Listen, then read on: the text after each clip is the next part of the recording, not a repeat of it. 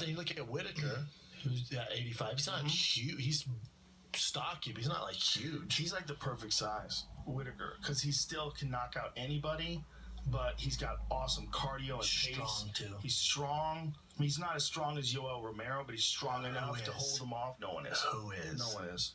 You got to get that Cuban gene pool to get that. God. You know what I'm saying? Like there's certain gene pools, like that fucking mountain from Game of Thrones. There's some gene pools out there, man. But then we throw in steroids in that pool. You freak. Oh, you do. Did you see he admitted to it? Of course he did. Of course he did. Yeah. How? Yeah. She was like, yeah, no shit. Yeah. And then when they kept asking about the, are you currently taking? He goes, listen, I don't really want to talk about this. It's like, yeah, no, of course I am. Why are they asking questions like that? I know, it's the strongest man contest. But think about, come on. Yeah, what, dude? Who's gonna win? Dude, who gives a fuck? How about Stylebender versus Whittaker? Yeah. The all-oceanic fight. Are you really gonna fly to Australia for that pay-per-view? Thinking about it. Dude, there ain't two dudes on this planet that get me to fly to Australia. Two? There's no dudes on this planet. You want to be there live, though? No, Joe. I'd rather be here. I'd rather be here. You're crazy. I love Australia, but now if Rihanna was like, yo, dude, get to Australia, I'm like, I'm on my way. Say no more, fam. No. But not two dudes. Yeah, but that fight? Dude, I want to see that fight in the flesh. Live? You gonna do it? I think I might. I want to see how that goes down. That's a great fight. Whittaker is a fucking animal, man. Just think about how much pain that guy had to be in to an almost fight with a hernia and he had a ruptured rectum, right? Was it a ruptured rectum? I thought it was just a hernia. I think his rectum's fine. No, I think he had two major injuries. No, I know his intestines were popping through. Yeah, but I think it was another one. Damn, his rectum was fucked up too? Yeah. So didn't he have a tear? Is that called a hemorrhoid? No, like a tear. In his ass? Well, you think about the fucking strain from sparring. Just think about getting taken down while you're trying to throw a kick. You land fucked up on your hip. Never ripped my asshole. You can rip your asshole. I'm just saying I never have. You catch a kick in the asshole? Yeah, easily. For sure. People lose eyes. How about someone misses a spinning back kick low and it just catches your taint? Oh, man. Just the heel hits your taint and rips your taint away from the bone. That shit happens. I wonder what... I don't know what the odds would be. I would assume Whittaker's a slight favorite in that fight. I would say so. Yeah, I would say, based off what Kelvin did? Well, based off what Kelvin did, based off Whittaker's two fights with Yoel, he's been the only guy to hold Yoel off. Although I have said that I did think that Yoel won the second fight. Interesting. I think by the new scoring, Yoel had him rocked and hurt. By the new scoring, I felt like it should have been worth more. You thought it should have been a 10-8? Yeah, I mean, he had him almost out. Hurt. He had him staggered. We didn't see him do that to Yoel.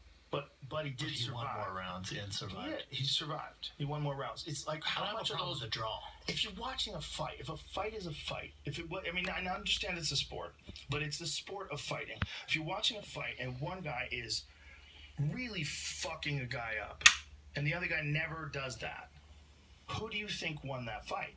Do you think the guy that moved? You're right, you can't. Yeah.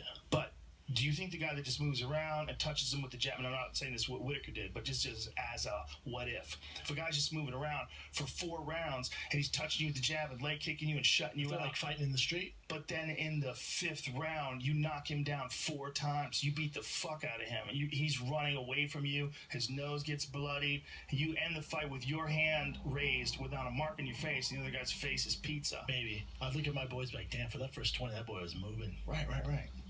It's a good question. It's because, how much is that round worth? As a sport, though. Yeah, that's what it is. Because as a sport, you have to judge it as cumulative. If you're going to judge it on a scorecard, it has to be cumulative. The question is, how much is it worth for a guy to really take it to a guy and almost stop him? See, I think there should be more draws. I don't have a problem with the draw. I don't have a problem with with that fight, if there's a draw, I'm like, that makes sense. Redo it. Let's get a clear-cut winner. I think when a person gets really rocked like that, it's worth more than a point.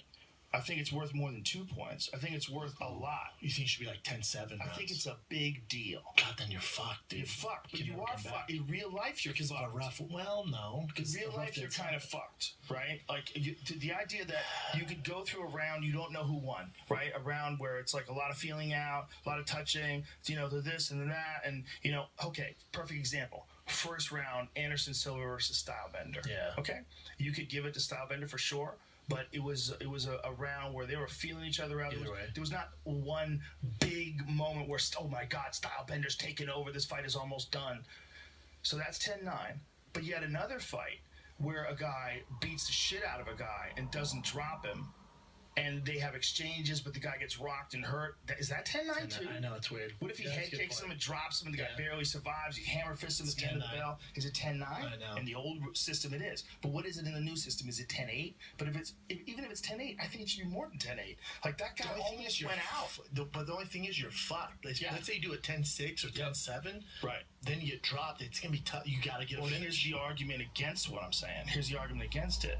Frankie Edgar versus Gray Maynard. Especially the first one, right? Gray Maynard drops him, has him badly hurt in the first round. Frankie manages to survive and come back and win enough rounds and win the fight.